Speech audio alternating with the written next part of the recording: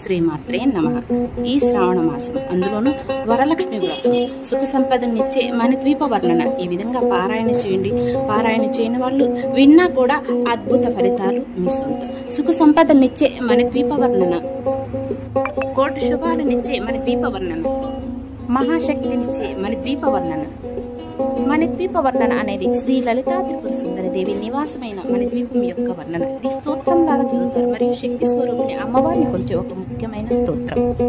ఈ శ్రావణ మాసం రోజున, అందులో ఈ వరలక్ష్మి రోజున తప్పకుండా మణిద్వీప వర్ణన చదవండి. చదవలేని వాళ్ళు తప్పకుండా విన్నా కూడా మంచి శుభ ఫలితాలు ఇస్తాయి. అమ్మవారు వెంట తిష్ట వేస్తుంది. మణిద్వీప వర్ణన శుక్రవారం అమ్మవారి లక్ష్మి నివాసం.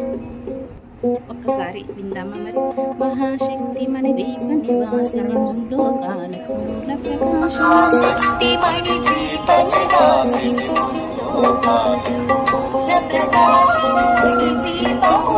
మంత్రరూపిణి మన మనసులలో కొలువైంది. సుగంధ పుష్పాలిన్నో దేవు సువర్ణ పూలు అచంచలం మధుమను సుఖాలు మణిద్వీపానికి మహానిధులు.